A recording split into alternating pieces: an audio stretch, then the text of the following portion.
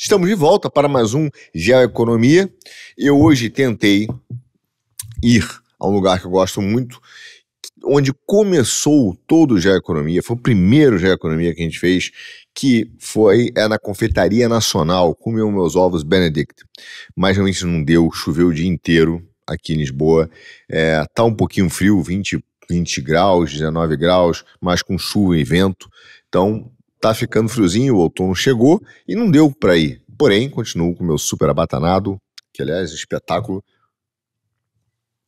feito por mim, que na verdade é uma canecona de café, no melhor estilo americanão, né? Bastante café, um pouco de água e aquele potão gigante. Estou aqui para marcar o tempo, estava mexendo aqui no cronômetro para marcar o tempo do nosso programa, porque temos muita coisa para falar hoje. Muita coisa para falar e muita coisa importante. Muita confusão no mundo, um cenário bastante complexo. Nós tivemos uma semana extremamente movimentada, tá? Com inúmeros eventos geopolíticos importantíssimos, como, por exemplo, a vitória da direita na Áustria, o crescimento da direita no mundo. O que isso significa? A gente falou um pouco no último programa, né, desse movimento que é o autoritarismo populista, né, contra a democracia liberal, que eu vou falar de novo nesse um pouco.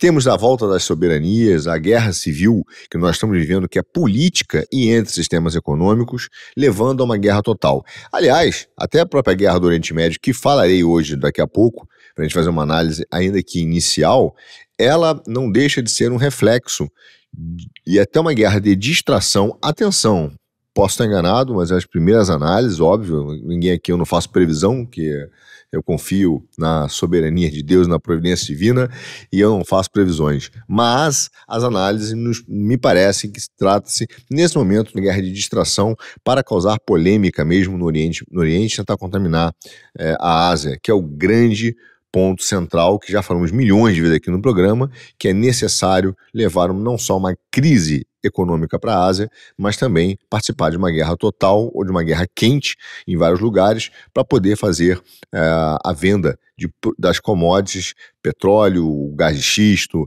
e várias outras commodities energéticas, para recompor as reservas desses déficits malucos americanos que que se refletem nessa falência do sistema monetário atual. Bom, vamos lá. O principal mesmo é essa guerra civil, jurídica, econômica que existe, e que é uma guerra civil que ela abrange, na verdade, alguns pontos. Primeiro, a tecnocracia. Uma guerra entre tecnocratas que falam de uma democracia liberal. Foi até interessante que no último programa, geralmente nós temos um programa que a gente faz um apanhado das perguntas, em breve vai chegar, né, a cada 10 programas, mas teve um comentário que eu acho que é muito bom, porque quando eu falei dos problemas da democracia liberal, teve um comentário que falou assim, isso não é democracia liberal, isso é tecnocracia. E na verdade eu achei tão bom essa análise, essa dúvida, esse ponto, que eu vou fazer agora uma conexão para entender que na verdade são a mesma coisa. Mas enfim, é a tecnocracia com a democracia liberal versus o indivíduo do autogoverno, e isso tem esquentado completamente. As máquinas das narrativas na mídia, na fake mídia, estão avassaladoras, e nós temos aí de fato uma batalha também entre sistemas econômicos. Mas a narrativa política é essa, que nós estamos vivendo, que é a democracia liberal versus o populismo autoritário. E essa ideia de que a democracia liberal realmente ela se tornou um discurso único, e que é o discurso civilizacional que deve ser imposto, né? E que deve garantir uma democracia. Na verdade, é um pensamento único. E que na verdade, o único objetivo dessa democracia liberal é, de fato, acabar com o antagonismo político. Não pode haver antagonismo político. Só pode existir uma forma única, uma única solução, né, para resolver os problemas políticos, que é empurrar a história, que é ser os princípios do iluminismo, e evidentemente que acabam caminhando para a tecnocracia e para todos os problemas que nós já falamos, mas que está refletido no que já falei no programa passado, no que o Fukuyama chamou de o fim da história, né? Chegamos ao fim da história, de maneira que a gente não precisa mais discutir nenhum outro problema, porque todos os problemas já foram resolvidos do ponto de vista político. Agora é só implementar o bom e velho liberalismo globalista ou internacionalista, né? Então, que vai levar, obviamente, a essa concentração de poder na mão dos oligopólios e dos tecnocratas. Veja, a coisa está tão clara que essa turma hoje, que tem essas grandes tecnocracias, eles estão começando a se desesperar com o movimento da direita que existe, principalmente no crescimento da Europa, como também no Brasil.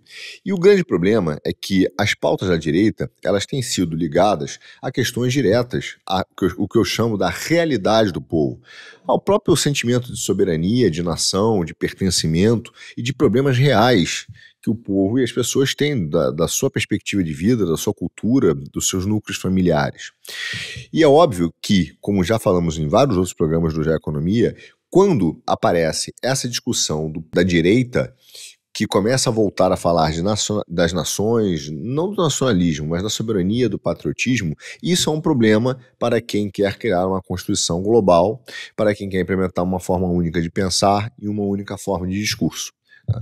E esse passou a ser o grande centro de ataque político e também, falaremos daqui a pouco, econômico, no mundo hoje. Quer dizer, os malucos democratas, woke e liberais americanos estão realmente nessa propaganda. A Foreign Affairs dessa semana, por exemplo, na verdade não dessa semana porque é mensal, mas é o trimestral, eu não me lembro, mas eles têm os artigos semanais. Um dos seus artigos semanais, veja bem, ela resolveu fazer uma abordagem política e ao mesmo tempo econômica.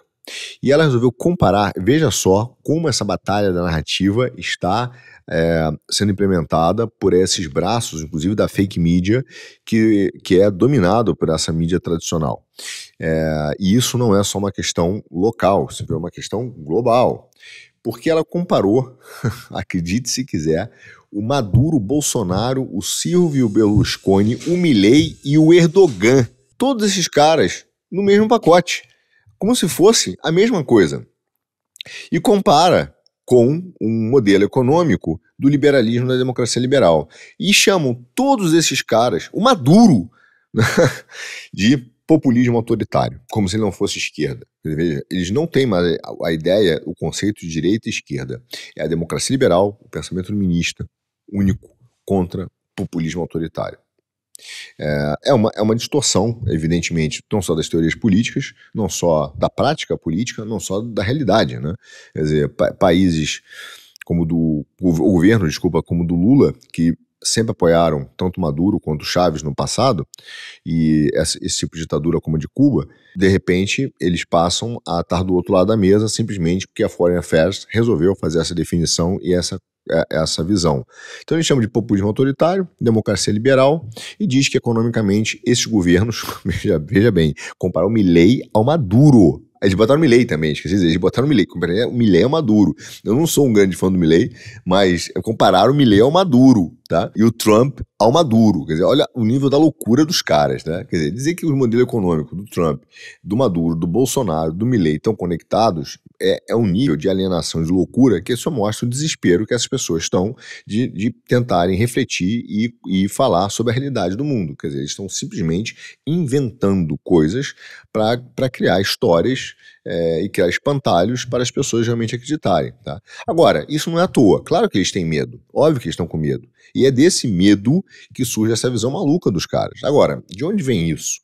E eu sempre vou falar para a gente entender um pouco do cenário atual, sim, o Fukuyama e o seu fim da história, que na verdade é o grande responsável para fazer um modelo de transição, que é esse liberalismo, neoliberalismo, que é uma transição para os governos técnicos. Quantas vezes você já viu os liberais do passado, e eu vou falar do Brasil, por exemplo, sociais-democratas, né, como o Dória, que se dizia empresário, o Zema e tantos outros, Dallagnol, dizendo eu não sou político, eu sou técnico, né? E até mesmo, veja bem, o Tarcísio, inocentemente, eu tenho certeza que ele nem tem a compreensão completa da abordagem política que tem de ideias e das teorias de geopolítica e filosóficas que influenciam ele, quando ele fala que ele é técnico, não sou um cara técnico. Essa questão é que é um dos grandes males da democracia liberal, porque simplesmente a partir dessa ideia, que é um aquecimento para o regime tecnocrata, o Estado, e portanto totalitário, o Estado não toma mais decisões políticas. O regime, o problema é que o neoliberalismo e essa ideia de que eu sou técnico, não sou político, representa que o Estado não toma mais decisões políticas, mas meramente administrativas e técnicas. E aí você não precisa mais da política. Não precisa mais. É o Dória, é o Sabará, é o Novo, é o Marçal. São empresários que não querem fazer política, porque a política é um problema. Então a política passou a ser confiscada por um grupo de gestores que tomam decisões sem qualquer critério político, democrático, apenas técnico. Então começa a subverter a vontade do Estado, a uma vontade de modelos matemáticos, ou de modelos cientificistas, né, ou de escolhas de modelos, ou mesmo de burocratas que capturaram o Estado e usam o Estado como ferramenta, né? Então são uma captura de técnicos e burocratas que a partir daí justificam as suas decisões a partir de decisões técnicas e não mais políticas. Esse é o grande modelo que surgiu nessa discussão e que defende diretamente o Fukuyama. E a partir daí, esses caras se unem no movimento global que usam os estados como ferramenta, instrumentalizados, tá? Para roubo, confisco, coação e coerção de pessoas, empresários, indivíduos, daqueles que simplesmente não aceitam esse modelo iluminista, social, da democracia liberal. O que se tornou, e eu não estou falando de todos, por favor, mas um número bastante grande, que se tornou a Receita Federal no Brasil, o Ministério Público e mesmo as autarquias administrativas, se tornaram instrumentos ou órgãos instrumentalizados por oligopólios, por grupos políticos, né, que representam esses oligopólios, para coagir, confiscar contra o cidadão. Eles não trabalham para o povo há muito tempo. Então essa democracia liberal, ela acabou criando o Estado terapêutico. Tá? O Estado terapêutico é isso, que acaba querendo fazer terapias com o cidadão, que indiretamente é uma imposição, tá? Por meio exatamente de políticas que sejam ou culturais, educativas, até mesmo criminais, para implementar um modo hegemônico de pensar e até de falar. O mais recente exemplo que a gente pode ver nesse cenário é Barroso falando que é preciso civilizar o Brasil, né? Ou seja, nós estamos vivendo os efeitos dessa democracia liberal, nada mais é do que o lado político dessa visão tecnocrata do mundo, de um planejamento da economia e de uma economia institucionalizada global, de uma construção econômica, que desde o início lá do Geoeconomia, nos primeiros primórdios dele, falamos sobre os efeitos do neoliberalismo e do globalismo, e que o neoliberalismo tinha exatamente essa desconfiança em relação a esses dois fatores, tanto a democracia quanto em relação às nações, e que era necessário fazer um controle e um planejamento prévio da economia mundial. Daí veio o paradigma do crescimento, a própria ideia de PIB depois, das métricas de padronização das contabilidades do mundo, dos estados, enfim, tudo isso. Agora, o que vemos hoje é que no campo político, o povo, o verdadeiro povo, que não está mais representado, e eu vou falar isso, por essas instituições, que hoje adere e está ligado, realmente é representado e entende como valor político a pauta da direita, esse povo, em diversas regiões do mundo, tem se levantado contra esse modo hegemônico, ou melhor, homogênico, né, de pensar, que tem esvaziado a classe política no mundo todo. E esse é um dos problemas que vemos no cenário, e é por isso que foi necessário e tem surgido tantos, e principalmente no Oriente, tantos líderes autocráticos, tá? Porque a política parou de fazer política. Já que não pode fazer política, uma vez que até mesmo, por exemplo, no caso do Ocidente, o judiciário não deixa. Porque os assuntos ou as decisões políticas, elas têm que ser submetidas a uma visão de mundo iluminista ou a um único pensamento, né, que acaba sendo representado hoje pelo neoconstitucionalismo do Barroso. Então esses movimentos populares, eles estão exigindo das classes políticas que elas tomem decisões políticas e não mais técnicas, ou seja, porque elas não são mais capazes de tomar as decisões políticas ou porque elas foram sequestradas pelo judiciário, ou mesmo porque elas não querem tomar as decisões políticas. Mas há um fato, há uma exigência da população em que os entes políticos voltem a tomar decisões políticas. Okay? E as pessoas perceberam isso no mundo, perceberam que todos esses partidos políticos, até mesmo alguns parlamentos nacionais, eles só se reduziram a um único programa. É um falso embate. Tá? Então é um único programa, que é o famoso Teatro das Tesouras, monitorado por uma autoridade dos oligopólios que exerce um grande poder sobre os parlamentos e existe uma única pauta. E aí é uma falsa discussão, porque esse poder que acaba sendo supranacional, que pauta a fake media, que pauta o judiciário, que pauta as faculdades de direito e que hoje tem um pauta ONU, esse poder instrumentalizou e capturou o Estado-nação, colocando o Estado para os seus próprios fins. Então, hoje, o objetivo do Estado é atender esses grupos internacionais, esses oligopólios, e confiscar, perseguir, roubar e taxar cidadãos. Acabou. Não é fazer você prosperar, não é realmente apoiar a livre iniciativa, isso tudo esquece, não é mais verdade, porque o Estado-nação foi instrumentalizado e capturado. Tá? Então essa falsa competição, né, na verdade, entre partidos políticos, ela reflete em projetos que são hoje claramente ilusórios. Eles têm importância absolutamente lateral ou até mesmo residual na vida real das pessoas, no que realmente impacta a vida delas. Discutir absorvente, discutir pé de meia, programa pé de meia, o nível do fogo do Pantanal, ou que roubaram o nosso ouro, precisamos compensar a história, fazer essa agenda queer, se, como o Supremo estava discutindo outro dia, se deve ser parturiente, né, não pai ou mãe, isso tudo são pautas que não tem primeiro, não tem substância real dos problemas da sociedade. Segundo, são ficções políticas e jurídicas que não tem de verdade nada de relevante nisso, é tudo teatro e encenação. Essas pautas são os maiores agentes de distração e desinformação da pauta política. Agora, claro que tem um objetivo, que é acabar com o antagonismo político. O grande objetivo é acabar com esse antagonismo. E são poucos grupos que são realmente antagonistas políticos. Bolsonaro, eu sempre digo aqui no Brasil, o Chega, alguns levantes que estão tendo na Europa, são antagonistas políticos. Agora, os social-democratas, os verdes, os liberais, não são antagonistas políticos verdadeiramente. Todos eles convergem para o controle administrativo da economia. Tá? O que está acontecendo é que esses grupos estão fazendo uma litigância jurídica internacional, aí sim, contra esse povo, esse movimento que está se rebelando. E se rebelando não é contra a democracia, e esse é um grande erro também. É contra, exatamente, a progressiva erosão das democracias.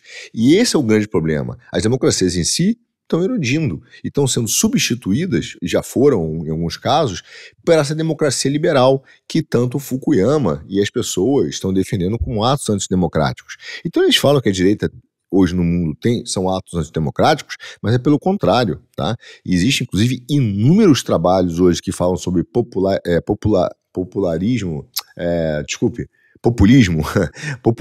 e democracia, de trabalhos, inclusive, aqui de escritores geopolíticos, né, portugueses, de gente que estuda teoria política, analistas políticos de portugueses ou alguns europeus, também franceses, que estão escrevendo sobre esse fenômeno exatamente como o oposto de um ato antidemocrático, mas exatamente por denunciar o caráter insuficiente das democracias representativas liberais na Europa. Eles simplesmente estão denunciando isso aqui e no mundo.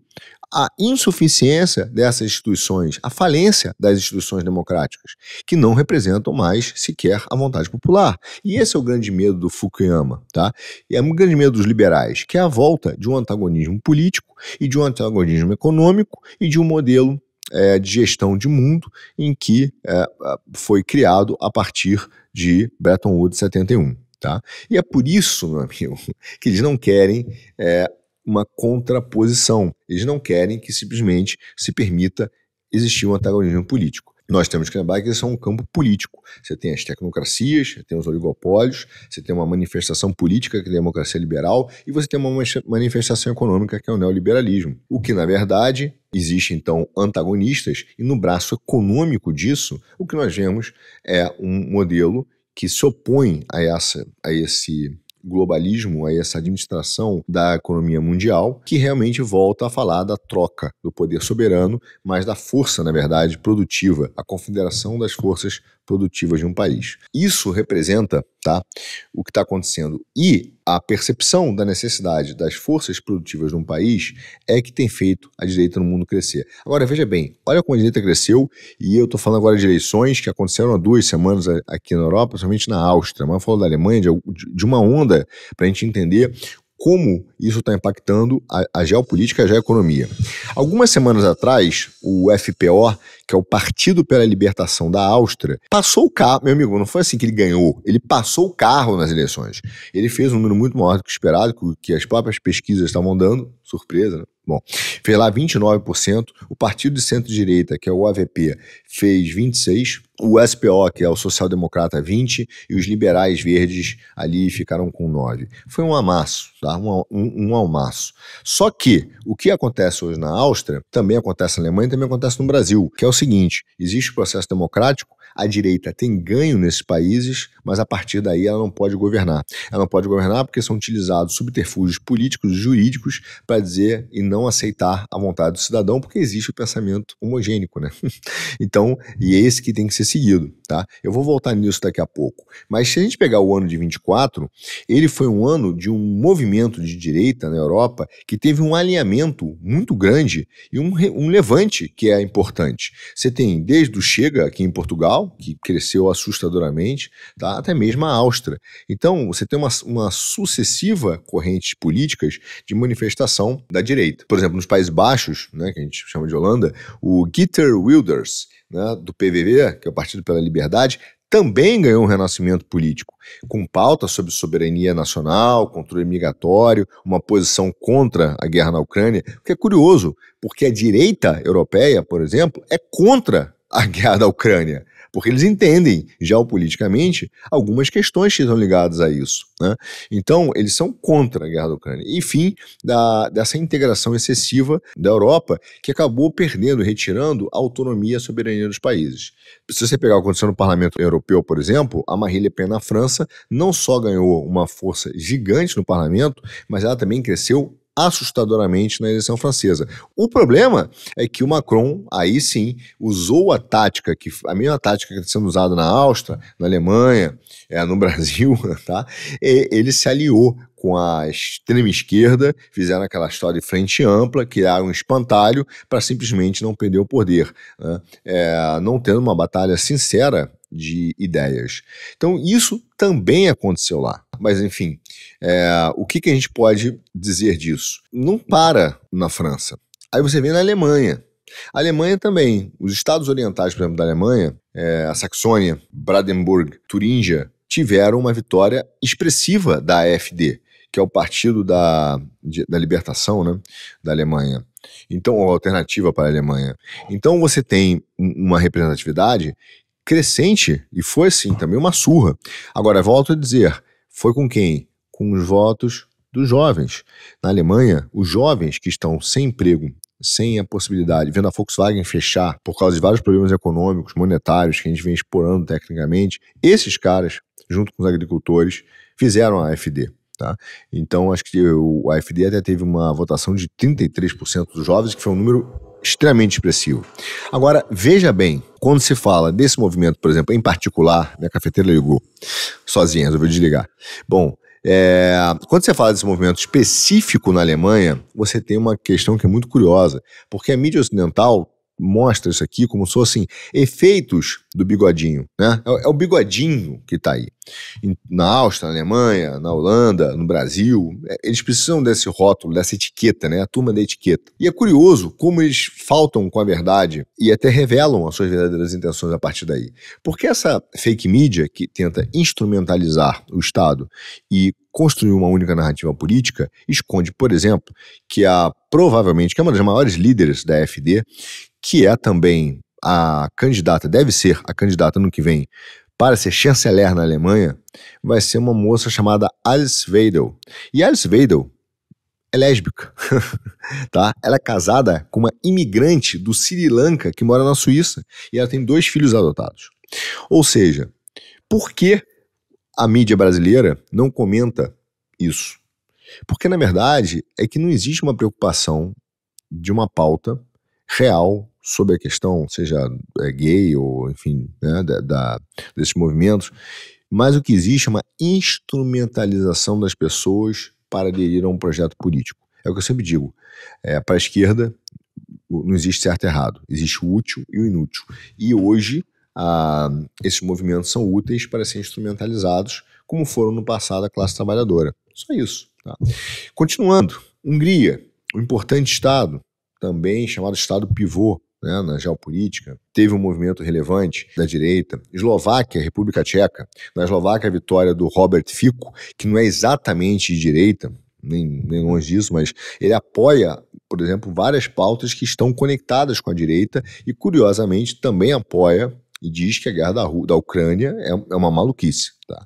Na República Tcheca, por exemplo, que eu estou falando, a ANO ganhou espaço esse ano e, novamente, também com a mesma pauta de mudanças econômicas e culturais, realinhando o mapa da Europa e a visão política. Tá? Então, esses movimentos todos políticos, eles estão crescendo e estão rompendo com essa visão da democracia liberal woke que está aí. Agora, é óbvio que essa turma percebe isso. Qual é a reação política desses caras? É óbvio que existe uma reação política. Eles não querem deixar governar. Por exemplo, eu estava falando da Áustria. O Karl Nehammer, que é do OVP, que tirou o segundo lugar lá, que é o centro-direita, ficou com 26%, ele sofreu uma pressão enorme. Ele falou o seguinte, cara, eu não vou me aliar com a FPO.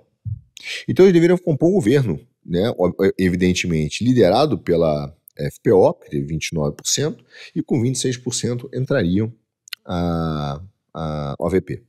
E aí formaria um governo de falar de 50% de força política. Mas não é. Ele prefere dizer o seguinte, não vamos levar em consideração a vontade popular, não vamos levar em consideração a importância e a força dos votos, vamos fazer uma aliança com quem perdeu, com os sociais-democratas, os liberais verdes, que estavam tocando o governo. E veja, isso aconteceu aqui em Portugal recentemente. O PSD, que se disse de centro-direita, na hora de fazer uma discussão de orçamento, ao invés de sentar com o Chega, resolveu sentar com o partido, com o PS, que é o Partido Socialista, e compor um orçamento com uma visão socialista. Então essa centro-direita, na verdade, tem composto, em alguns lugares, que não são centro-direita, com a esquerda. Mas é uma tática de não se deixar governar, muito pressionado também pelo judiciário. Ou seja, estamos falando de um golpe de Estado institucional. Isso que tem acontecido. Tá? A AfD aconteceu a mesma coisa com a presidência, acho que da Câmara lá da Turíngia, acho que é da Turíngia, ou da Beringia, mas eles simplesmente falaram, olha, a tradição é que o primeiro colocado seja responsável pela Câmara, né, tem a presidência da Câmara. Mas, nesse caso, nós não temos uma obrigação constitucional, portanto, não vamos fazer. Quer dizer, centenas exageram, mas anos de tradição com isso acontecendo, quando a direita ganha, não pode. Aí não pode. Tá? Então, esse modelo político é o que nós estamos vendo. Tá? E ele não para por aí. Ele tem um confronto dessa narrativa da democracia liberal contra a direita representada, segundo eles, com a etiqueta deles de populismo autoritário, que não leva em consideração a realidade do povo e a falência tanto do sistema político das instituições democráticas liberais e a falência do atual sistema monetário internacional e dessa globalização econômica, eles simplesmente não aceitam uma outra discussão, porque eles precisam do pensamento único. E eu digo muito dos liberais, porque esse pensamento único está refletido, por exemplo, na frase da Margaret Thatcher, quando ela fala, there is no alternative. Como não tem alternativa? É isso e acabou? Sim. Né? É o pensamento único. Então, é uma democracia sem povo, é uma democracia que fala que é um governo do povo, para o povo, pelo povo, mas não tem povo. Tá? E aí é necessário, evidentemente, controlar o discurso público. E essa ideia é que entra o controle, por exemplo, das redes e a utilização do judiciário para impor um comportamento às massas e àquelas pessoas que simplesmente estão se rebelando contra o sistema. Tá? Então essa ideia é o que está acontecendo. Essa ideia política é exatamente o confronto dessa guerra civil política que nós estamos vendo no mundo e que irá justificar a guerra quente, a guerra real, tá, no mundo.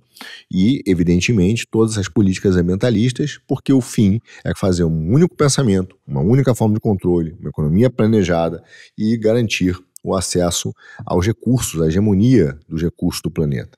Agora, veja bem, isso tem um braço também que não é só político, você tem um braço econômico dessa questão. A economia planejada ela precisa de um modelo econômico. Então você tem esse modelo que no final das contas é uma grande tecnocracia para lidar com a questão do ponto de vista econômico. E, agora, eles têm enfrentado, e o que eu disse no último programa, eles têm ganho no judiciário, na fake media, mas têm perdido no econômico porque esse sistema simplesmente ele passou a não funcionar mais, não só pela falência do sistema de Bretton Woods, mas principalmente, e por isso que a guerra não é dicotômica, não é entre um e outro aqui, tem um terceiro ente, né, que também é tecnocrata, mas principalmente pela traição da China, que é tecnocrata, só que ela quer ser o hegemon, né, o líder supremo. Ela não quer ser um líder na mesa seguindo ordens do líder supremo, que seria os oligopólios financeiros que capturaram os Estados Unidos, os democratas liberais americanos. Não, ela quer ser esse hegemon. Então houve um rompimento entre a tecnocracia que gerou essa crise econômica. Não crise econômica ainda, mas a crise do sistema monetário internacional, porque o caminho que eles queriam era um caminho de domínio. E essa rebelião da China, junto com alguns países da Ásia e de alguns regimes que até são autocráticos, mas que querem ser soberanos, criaram esse grande problema a essa pauta única da democracia liberal. E é por isso, meu caro, atenção, que essa questão da liberdade de expressão não tem nada do Elon Musk, não tem nada a ver com liberdade de expressão, mas sim sobre controle. Porque uma vez que nós temos essas guerras acontecendo, é importante controlar os meios de ação. E um dos meios de ação mais relevantes hoje são o controle de dados. Se você olhar a empresa do Musk, que é a Starlink, tem só 5 anos, tá? Ela lançou em 5 anos 6 mil satélites. Ela tem 6 mil satélites operacionais, basicamente 2/3 de tudo que tem hoje na órbita da Terra. E, evidentemente, uma relação com o Pentágono, que nós vamos explorar nos próximos capítulos da economia. Mas o Musk não para por aí, ele quer entrar numa área chamada transmissão de órbita, é na transmissão da órbita baixa, é uma transmissão da órbita baixa terrestre, que acho que é até 2.000 quilômetros da superfície. Isso é uma onda que geralmente hoje ela é controlada pelas empresas de telecomunicações, tá? Existe um monopólio dessas empresas nisso e é uma regulação que abaixo de 2.000 ela é extremamente obscura, porque existe uma avenida ali técnica de ondas eletromagnéticas e que estão na mão dessas empresas de telecomunicações. Agora pare e veja o que tem acontecido no Brasil em 2 eventos. A questão da Oi, como há uma coisa obscura que está tendo entre o BTG, o André Esteves, o TCU, para que se absorva a área de telecomunicações, a Oi, e uma batalha política que tem sido feita nos bastidores, não se deu publicidade. O que tem por trás não é um negócio de corrupção ou uma ganinha que deve estar rolando, não sei, mas de fato, há essas questões de telecomunicações e dados de quem vai dominar os meios de ação. Tá? E existe uma batalha para dominar esses meios de ação. Para você ter noção, por exemplo, você vê 2 ministros do Supremo sendo contratadas, e foi uma notícia de jornal também, sendo contratada, uma especificamente, para atuar em questões na área de telecomunicações. Ou seja, existe uma batalha hoje pelo controle de dados e de redes. É um controle de infraestrutura. Nós vamos entender por quê. Mas, assim, essa batalha não é pequena, porque até mesmo a Amazon, tá? Que aí tem um lado que é ligado à CIA, tem um projeto chamado Kuiper, e o projeto Kuiper quer colocar 13 mil satélites. Lembre-se, o Elon Musk tem 6, mas ele não tem só 6. De um meio, né? Não tem só 6. Ele tem 6 agora, mas ele, no meio dessa confusão aqui no Brasil, ele fez uma prática diversionista e acabou pedindo mais 7 mil, a possibilidade de lançar mais 7 mil satélites passando pelo território brasileiro, né? Ali do espaço brasileiro, a partir do espaço brasileiro. Ou seja, ele está começando a se preparar para fazer essa competição. Então, quando as pessoas falam assim, ele se deu mal, ele pagou, meu Deus, ele pagou 20 milhões de multa, o outro é o fortão. Tem muito mais coisa por trás disso e desses movimentos, com toda certeza. Tá? O fato é que nesse projeto, então, da Amazon, eles querem colocar 13 mil satélites e criar uma mega constelação. Existe uma guerra por dados. Existe uma guerra por dados. E veja, essa guerra que nós temos por dados, existem cabos hoje oceânicos que estão sendo feitos no mundo para transmissão de dados, onde movimentam cerca de 10 trilhões de transações financeiras diárias eletronicamente, as moedas digitais, mas também na área de satélites. Porque você vê exatamente essa briga que existe entre os tecnocratas aqui, né, as nações soberanas, entendendo a necessidade dessa economia física. Por exemplo, você tem satélites, o GPS, que é o Global Positional System, que é super conhecido, né? A China tem um projeto chamado Beidou, a Rússia tem o GLONASS e tem o da União Europeia, que é a Galileu, além do Musk e da Amazon. Além disso, a China tem um outro projeto, acho que chama Qianfan, e que quer lançar agora em agosto satélites. Tá? Aí você vem e fala assim, não, e o Brasa? E a gente? Bom, veja só, primeiro, apesar de todas as iniciativas americanas, e eu chamo a atenção do Musk e da atuação dele no Brasil, e dessa questão da Oi, e desses movimentos relacionados à área de dados e 5G, você vai ver que o maior parceiro espacial disparado da América Latina é a China. Ela tem acordos, né, de fato, influência direta com Bolívia, Brasil, Nicarágua e Venezuela. E aí tem acordos de cooperação com Argentina, Chile, Equador e Peru. Tá? Esses acordos tratam basicamente de monitoramento da Amazônia, inclusive, eles conhecem o nosso território há muito tempo, e defesa. Você acredita nisso? Então, há uma supervisão hoje do nosso território, ora por satélites americanos, ora por chineses. Mas quem tem uma influência maior hoje na América Latina, na área espacial, satélites, é a China, meu caro. O Acordo Brasil-China começou em 1984. Veja o nível do planejamento chinês. Tá? Aliás, eu sempre falo desse planejamento como uma coisa, como eles realmente criaram uma meta que em 70, aí uma piada, inclusive, a China já começou, já estava colaborando, por exemplo, com o Paquistão para criar armas nucleares. E até existe uma, vou dizer, piada, mas que basicamente fala que o Paquistão não tem arma nuclear. Quem tem a arma nuclear realmente é o exército paquistanês. Só que o exército paquistanês pertence à China.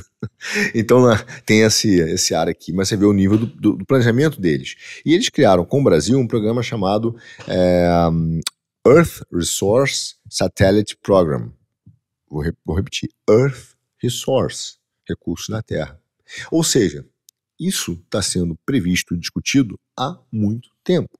Em 1993, houve uma expansão desse acordo com a China. E a ideia era estabelecer não só supervisão, monitoramento e etc., mas estabelecer também uma nova, atenção, governança, que significa regulamentação global, espacial, criticando e enfrentando a regulamentação americana. E, em 2011, os Estados Unidos emitiram um primeiro alerta sobre a influência da China na América Latina, apontando como um risco à segurança espacial americana e à soberania americana. 2011. Em 2014, o Brasil assinou um acordo, um protocolo, na verdade, de defesa, que expandiu essa cooperação na área de segurança. Atenção, preste atenção, estou falando de 2014, há 10 anos atrás. Protocolo de defesa, proteção ambiental e desenvolvimento sustentável. Agora, meu caro, eu vou te perguntar se você sabe quem assinou esse acordo. O mesmo cara que, quando teve a eleição aqui da Venezuela, foi lá para tentar acalmar o Maduro. E se chama Celso Amorim. Está circulando aqui. A mesma pessoa. Ele ampliou esse acordo de satélites do Brasil com a China em 2014 para esses itens que a gente falou. Segurança, proteção ambiental, aí ó, desenvolvimento. Em 2019, quem surge? Sim, meu caro, Elon Musk e a Starlink. Você entende? Quer dizer, o Elon Musk ele vem como uma resposta a todos esses movimentos de controle de dados e dessa tecnocracia chinesa que começou a partir de 80 e de 71, a partir do modelo da comissão trilateral formado pelo Carter, o Zbigniew Brzezinski, o Kinsinger e o David Rockefeller, começaram então a transferir a destruição planejada da economia mundial, transferir as fábricas para a China, gerando esse modelo da tecnocracia chinesa e criaram um monstro chinês. Tá? Então, isso tudo que a gente está falando é importante não é só por causa da batalha de dados, não é só por causa do que deve rolar por trás das influências geopolíticas e de governo do Musk, mas é que principalmente nós estamos vendo uma batalha real, além da política e jurídica, uma batalha real pelos meios, pela infraestrutura física, economia física, né? Uma infraestrutura de dados, na verdade, no final das contas, não só pelo domínio hegemônico do mundo político e jurídico, mas também pelo domínio, pelo poder, né, pela soberania, pela confederação dos poderes produtivos de cada país que estão querendo novamente dominar e garantir a sua soberania através da sua capacidade de produção. Agora, por que isso é importante? No último, um gel atrás, nós falamos que um dos planos da China é atingir ser a maior economia do mundo quando fizer 100 anos do Partido Comunista, como também um ato simbólico, né, para compensar os 100 anos de humilhação, como eles chamam, mas também para pleitear que o FMI e o Banco Mundial tenham sede na China, tá? Que é o que prevê os seus estatutos. Enfim, isso faz parte do planejamento deles. Agora, qual o objetivo também disso? Veja bem, a China entende, que é até uma questão de uma teoria geopolítica, que não basta uma liderança econômica. A liderança econômica não representa uma liderança econômica global. Ou melhor, o poder econômico não representa uma liderança econômica global. Você precisa de uma coisa chamada capacidade de conversão de poder. Você precisa ter meios de conversão, uma máquina para transformar porco em salsicha, meu cara. Você precisa de uma máquina que a capacidade de conversão de poder, de transformar o sistema em liderança econômica. E isso é que é o grande hegemon. Isso é que é ser hegemônico, é poder ter uma capacidade de poder de conversão de poder. Por exemplo, a direita não teve quando nós assumimos no governo. Nós tínhamos poder político, mas não tinha conversão, porque a máquina pertencia a alguém. No caso da geopolítica e da geoeconomia, essa máquina são os meios de ação da infraestrutura. Tá? Durante muito tempo, isso foi feito através dos organismos multilaterais, das políticas de crédito, do consenso de Washington, e depois, pelos liberais, através do modelo, atenção, que é o modelo da economia de mercado baseado em preço. Tá? Que acabou sendo utilizado no sistema monetário de Bretton Woods. Só que a China resolveu enfrentar e querer assumir esse papel hegemônico, assumir esse papel tecnocrata, planejar fazer essa administração da economia mundial e resolveu, então, começar a pensar num novo modelo monetário, através do crédito de carbono, e isso os Estados Unidos, os tecnocratas concordam, tá? Mas resolveu assumir esse protagonismo e, para isso, assumiu a criação e precisou criar a sua capacidade de conversão de poder econômico, que são ativos físicos que eles vão dominar, economia física, para poder impor uma liderança econômica e não apenas ter poder econômico. Então essa economia física ela é feita por infraestrutura de dados, controle dos dados, internet, 5G, chips, portos, né? Hoje a China tem dos 4 ou 5 maiores portos do mundo, acho que mais, eu vou falar isso em breve, eu ia falar nesse programa, mas não vai dar tempo. Então, eles resolveram assumir essa liderança, não só de uma discussão política que está tendo entre tecnocratas contra, aí vem, ou a democracia liberal tecnocrata, ou o modelo chinês, do socialismo chinês que também é tecnocrata.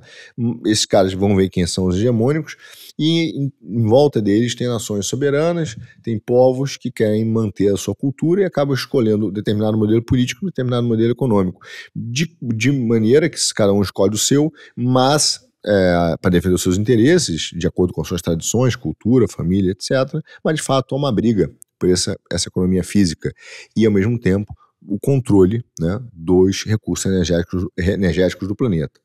Então, esse modelo econômico que a China adotou, que aí tem a ver com a economia física, é que é um perigo para a democracia liberal, porque ela começa a mostrar que as nações têm que administrar melhor os seus próprios recursos, né, e cuidar da sua própria soberania, que é, volto a dizer, o grande princípio que os liberais discordam. Eles preferem uma economia, né, globalizada, não é verdade? Então, esse é o problema. Hoje você tem tecnocratas conservadores, né? Como gente que fala que é liberal na economia e conservador no costume. Isso não existe, isso é um tecnocrata conservador. Tá? É o cara que está apoiando exatamente o sistema da China, só que na hora inclusive a China, adota, né, vários conservadorismos no costume, como, por exemplo, família, como, por exemplo, não aceitar o movimento queer, e vários outros, né, vários outros. Então, eles também são, hoje, né, de certa forma, liberais na economia e conservadores no costumes. Então, tem muito cara que, hoje, na direita, está caindo nessa visão. Enfim, esse é um problema. E o problema é que nessa briga tecnocrática, eles estão liderando, brigando para saber quem será o hegemon que vai implementar a sua tecnocracia. Um lado queria que se concentrasse nos oligopólios, o outro, né, na própria nação comunista, lá no socialismo chinês. O fato é que uma série de nações, no caso dos oligopolistas, foram instrumentalizadas. E a outra parte, que é a China, que é a sua tecnocracia chinesa. Esse é o problema que nós vivemos. E essa é a essência das crises políticas e econômicas que estamos vendo. E a China, né, por outro lado, além de utilizar do modelo de confederação da sua força produtiva, ela tem usado o que os Estados Unidos usou, que falarei em breve aqui, que é o do consenso de Washington. Ou seja, qual foi o grande ponto da China? A China criou o seu próprio consenso de Washington, que é uma armadilha da dívida. A armadilha da dívida dos fundos soberanos, para então entrar e dominar a economia física, para criar essa capacidade de conversão de poder. Vamos dar uma olhada no que está sendo hoje na China, tá? Hoje no mundo. De acordo com o Center Global, acho que Development, existe basicamente uma inviabilidade da sustentabilidade, por exemplo, da dívida que a China está criando com os países que estão se aliando ao BRI, que é o Belt Road Initiative, a nova rota da seda, né, o novo cinturão da seda. Primeiro, eles acham que, se você fizer a conta do que já está emprestado hoje, de juros vão sair quase 8 trilhões de dólares, e o principal não, juros de pagamento, que vai criar uma dependência da China como credor do mundo. E isso é importante demais. Atenção, porque ser credor do mundo significa que você é o que hoje, se você viu os últimos programas, o Fed faz. O Fed é o grande emissor, os bancos são os caras que têm diretamente 315 trilhões para receber quando o mundo produz 100. Então ele é 4 vezes, né, tem direito a receber 4 vezes mais do que a produção do mundo todo. Então esse cara é o grande provedor de liquidez e o nome disso se chama bens públicos globais. Então, uma das teses que eu falei até em programas atrás era que quando a Inglaterra caiu e os Estados Unidos ainda não assumiu o protagonismo global, abriu-se um espaço onde o establishment entrou para ser o grande fornecedor de bens públicos. E isso gerou a crise de 29, né? Não a entrada do establishment, mas a ausência dos Estados Unidos em prover bens públicos. Tá? Então a China quer assumir esse papel. Ela quer ser o fornecedor de liquidez. E isso resolveria o problema, ou o dilema de thrifting, como a gente chama, que é o fato de que na hora que o sistema monetário internacional americano, o dólar, para de ser a moeda relevante para o sistema de pagamentos e também de reserva, você mata o cara que é o provedor de crédito mundial, entende?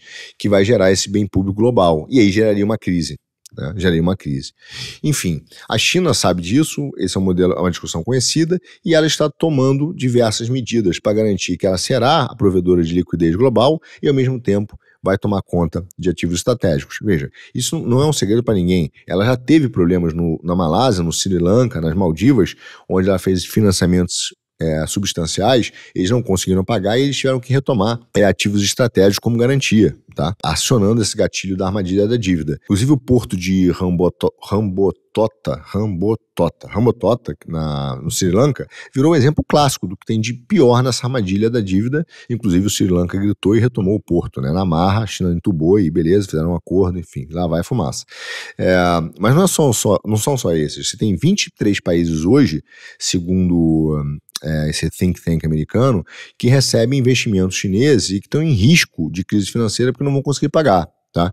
E 8, além desses 26, tem mais 8 em risco crítico. A chance é enorme. Então a China está usando de fato o BRI como um instrumento de conversão de poder e tomada da infraestrutura. Veja o que eles estão fazendo na África. Recentemente, eles fizeram um summit com mais de 50 líderes africanos. Os números são impressionantes, meu cara. E eu volto a dizer, isso não é só tomada de meios de ação, não é só tomada dos recursos energéticos, é estabelecer mecanismos de conversão de poder. tá? De poder econômico para liderança global econômica. Eles estão tomando, basicamente, eles emprestaram 50 bilhões de dólares ao longo de 10 anos, tá? Em empréstimo, investimento e até ajuda, em 10 pontos chaves da África, entre eles agricultura, segurança, comércio, saúde e tecnologia. Ofereceram práticas de governança, ou seja, né, forma de controle e treinamento militar para os africanos. Da mesma forma que eles tomaram o exército do Paquistão, como eles falam, tomarão o exército da África, né? Então, ela hoje a China tem um problema, que é um problema diplomático com a África, porque ela tem um superávit gigante com a África. Então, na balança deles, ela tem 64 bi, tá, de superávit. Então, para compensar isso, né, para criar essa base, ela está dizendo que vai investir em saúde, desenvolvimento verde, também na África, economia digital, leia-se moedas eletrônicas e inteligência artificial. Em paralelo, o cara que foi nesse summit na África foi o diretor de uma agência chamada NRDC, que é a National Development and Reform Commission. E esse cara, que chama Hu Jinping, ele assinou 52 memorandos de entendimento com vários países africanos e com a União Africana, tá? E olha o número, você tem noção do que a gente está falando de domínio de infraestrutura que os caras estão fazendo. Ele assinou um MOU que conta 10 mil quilômetros de ferrovias na África, 100 mil quilômetros de autoestradas, 1000 pontes, 100 portos, 66 mil quilômetros de linha de transmissão e distribuição de energia e 150 mil quilômetros de cabo de dados de internet de alta velocidade, ou seja, controle da informação. Veja o que a China vai prover de infraestrutura por dívida, né? Investimento, quer dizer, ou vai ser dela ou ela vai ser a credora final. É o domínio da África. O resultado desses negócios, desse domínio que a China hoje tem na África, ele atingiu um patamar absolutamente relevante. Bateu um novo recorde, o trading entre eles, os acordos, né, negociações comerciais. Bateu 282 bilhões de dólares. Ou seja, um número absolutamente relevante, e onde a China, além disso, fez um investimento, além do que eu já falei, de 40 bi em investimento direto. Mas não para por aí. Eu já disse, a nossa visão hoje, o que está acontecendo no mundo, é uma divisão que a China assumiu entre a China, a Rússia e os Emirados Árabes. Tanto que a China hoje tem uma relação absolutamente fantástica com os Emirados Árabes, e logo depois desse summit, o premier Li Qiang, do BRI, foi lá nos Emirados. Se reuniu com 200 representantes do governo, de câmaras e de negócios, de empresas, tá? E, basicamente, os Emirados aumentaram em 120% os seus investimentos na China, só que, pra você ter noção, do mundo árabe inteiro, os Emirados representam 90% de todo o investimento que a China recebe. Por sua vez, os Emirados Árabes representam 60% de todo o investimento que a China faz em todos os países árabes. Essa é a relação que esses caras têm, que é basicamente umbilical.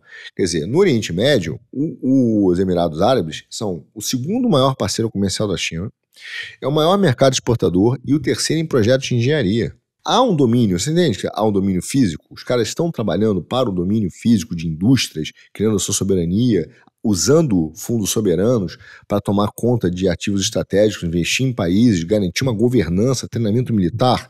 Isso é, na economia, uma conversão de força econômica para, aí sim, poder de liderança econômica. Com os Emirados, esse cara já tem 130, meu amigo, acordos bilaterais. Então, o que está sendo feito hoje é, de fato, no Oriente, o século da Ásia. É o que está sendo feito o século da Ásia. E essa batalha que nós estamos falando política e econômica, que a gente está falando aqui, filosófica política com econômica, é o que nós estamos enfrentando entre uma divisão entre duas tecnocracias e um modelo econômico de nações soberanas, de patriotismo, soberania. Tá?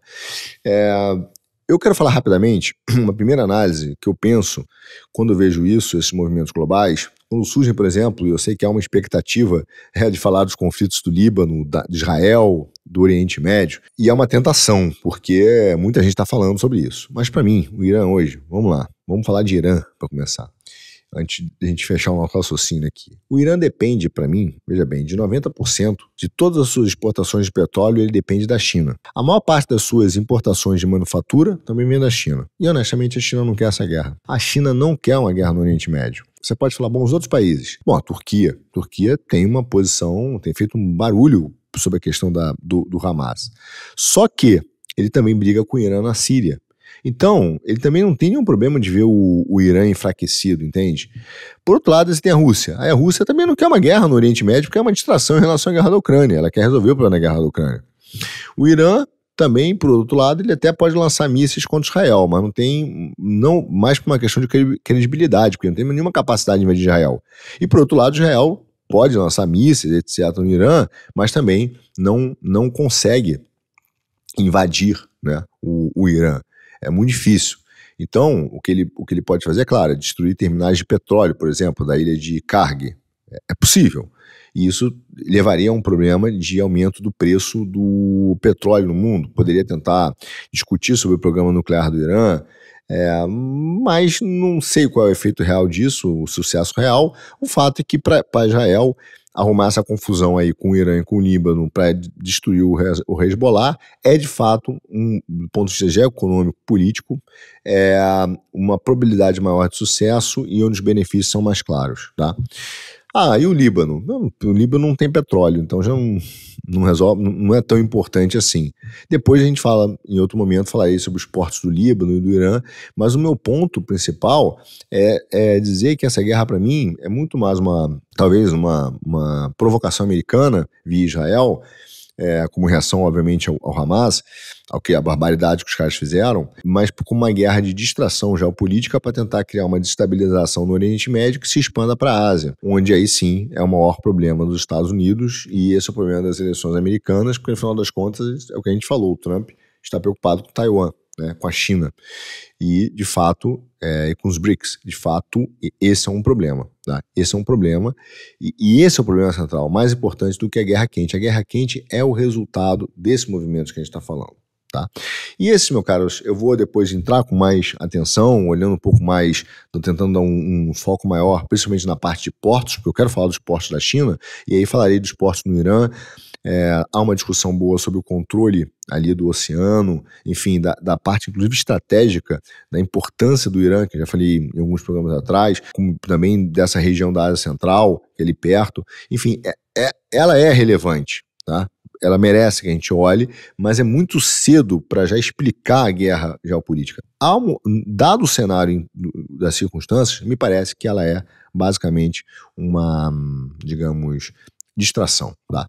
E esse é o cenário da semana. Esse é o cenário da semana: guerra civil de modelos econômicos, guerra entre tecnocracias, no meio tem as nações soberanas e a luta pelo discurso da hegemonia política que tem sufocado os movimentos e as insatisfações populares, né? Que no final das contas tem uma pergunta que a direita hoje sabe, a única que sabe responder, que é como reconstruir a classe média, como recuperar meu poder de compra. O único que tem respondido isso é a direita. Por isso, esses movimentos verdadeiramente democráticos têm ganho. Mas nós estamos vivendo, de fato, um mundo multifaturado, né? Multifraturado, que levará a um mundo multipolar. Agora, será que existirá o hegemon? Quem será o hegemon?